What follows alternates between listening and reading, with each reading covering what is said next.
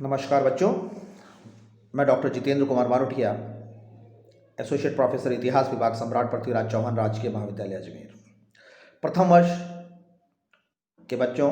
लेकिन मैं आज आपको प्रथम वर्ष में एक अलग हट का टॉपिक पढ़ा रहा हूँ, बिल्कुल अंतिम टॉपिक, जहाँ पर हम प्राचीन भारत का समाप्त होता है और आधुनिक भारत, मध्यकालीन भारत प्रारंभ होता है।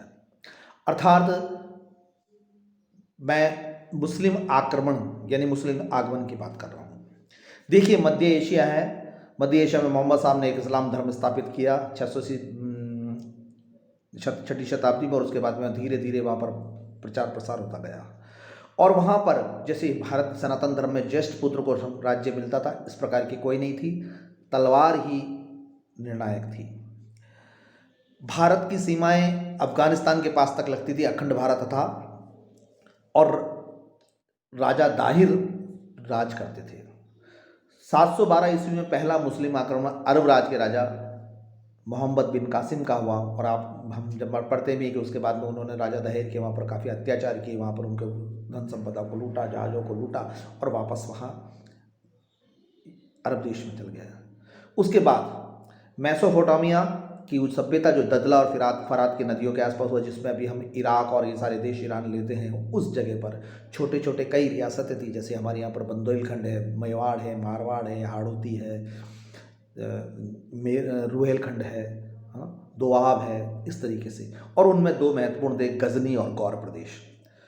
गजनी, महमूद गजनी का था, और वहाँ भारत आया और उसने आक्रमण किया 16 बार।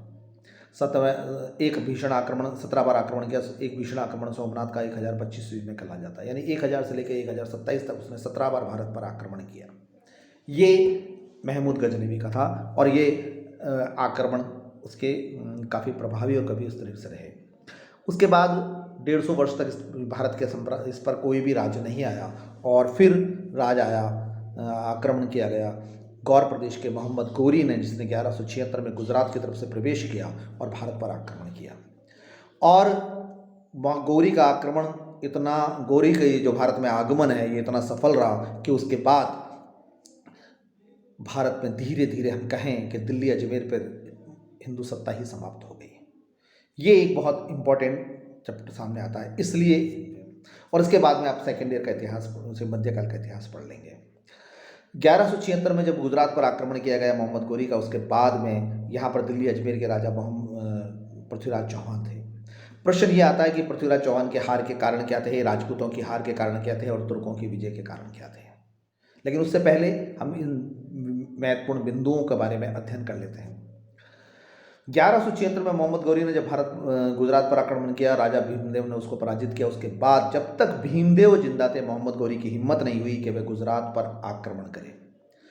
1197 में भीमदेव की मृत्यु हो जाती है, तब जाकर मोहम्मद गौरी गुजरात पर आक्रमण करते हैं और विजय प्राप्त करते हैं। यद्यपि 1176 का मोहम्मद गौरी 1197 का मोहम्मद गौरी नहीं था, क्योंकि 1197 में मोहम्मद गौरी एक सफलतम विजित सेनापति, सेनानायक था, क्योंकि उसने तराइन के युद्ध में पृथ्वीराज को और चंद्रावर के युद्ध में कन्नौज के राजा जयचंद को पराजित करा दिया था। इसलिए दो बेहतरीन सफलताओं के बाद वाला अगर शासक गुजरात पर आक्रमण करता है, तो वह 1176 की भांति पराजित नहीं हुआ, उसने सफल प्राप्त किया, क्योंकि वह सफलताएं उसकी जेब में पहले ही थी।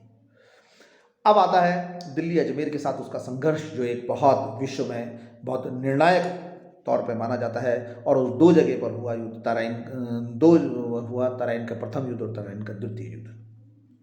अब तराइन के पहले युद्ध 1191 में कहा जाता है पृथ्वीराज चौहान ने किया, और लेकिन उसके बाद पृथ्वीराज चौहान 1 वर्ष तक अपनी सेना को उतना नहीं रख पाए, और इस बीच में जयचंद की पुत्री संयोगिता का विवाह, स्वयंवर रचा, पृथ्वीराज ने वहाँ से संयोगिता को अपहरण करके उससे विवाह किया।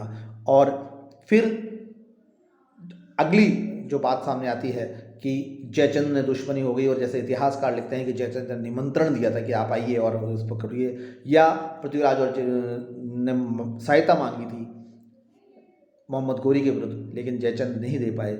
और इतिहास में जयचंद शब्द या जयचंद नाम अपने आप में एक नकारात्मक शब्द हो गया। अब 1191 में पृथ्वीराज विजय प्राप्त कर लेते हैं, लेकिन भागती हुई मोहम्मद गौरी की सेना के पीछे उसको किसी भी प्रकार का उसको पूर्णतः खत्म करने का प्रयास नहीं करते हैं और उनको क्षमादान दे देते हैं। एक वर्ष वह स्वयं संहिता के विवाह में लगा लेते हैं और दूसरी तरफ मोहम्मद गौरी एक वर्ष सेना को सफल बनाने में लगता है और 1192 में पुनः युद्ध किया जाता है और इतना ज़बरदस्त युद्ध है कि पृथ्वीराज, जैसा कि इतिहासकारों ने लिखा है, और पृथ्वीराज रासो जो है पृथ्वीराज रासो जो चंद्रबरदाई ने उनके दरबार में लिखी है, उसमें भी उसने ये वर्णन किया है कि मोहम्मद गौरी जीवित पकड़े गए। तो ये एक बहुत बड़ी हार होती है कि शत्रु पक्ष अगर वीर गति को प्राप्त हो जाए तो इसका मतलब है कि उसने संघर्ष किया है, लेकिन अगर शत्रु पक्ष जीवित प्राप्त हो जाता है तो बहुत बहुत नकारात्मक हार हो जाती है। और पृथ्वीराज चौहान को इस प्रकार की हार का सामना करना पड़ा 1193 में। मोहम्मद गौरी जिसको हजारों बार माफ़ किया होगा, मोहम्मद गौरी जिसको कई बार माफ़ किया होगा, सब शब्दों में मैं क्षमा चाहता हूँ पुनः, लेकिन उस मोहम्मद गौरी ने पृथ्वीराज के साथ में वैसा बर्ताव नहीं किया और पृथ्वीराज को दिया। 1100 पृथ्वीराज के युद्ध के साथ में मौन और शांत खड़े हुए एकांत में चुपचाप जयचंद देख रहा था, जो उसके ससुर लगते थे। 1194 में उसने अगला आक्रमण चंद्रावर के युद्ध में कन्नौज के राजा जयचंद को भी पराजित कर दिया और उसके बाद ये सब चीज़ें स्थिति रही। और फिर 1206 में कुतुबुद्दीन ऐबक दिए, यानी पृथ्वीराज की 1192 की हार के बाद में हिंदू सत्ता ही दिल्ली सल्तनत पर समाप्त हो गई। अब इन दोनों युद्धों में क्या हार के कारण थे, क्या विजय कारण थे, हम इसके बारे में कल अध्ययन करेंगे, लेकिन आज मैंने आपको ये परिचयात्मक रूप से दोनों बातों का पढ़ने का प्रयास किया। धन्यवाद।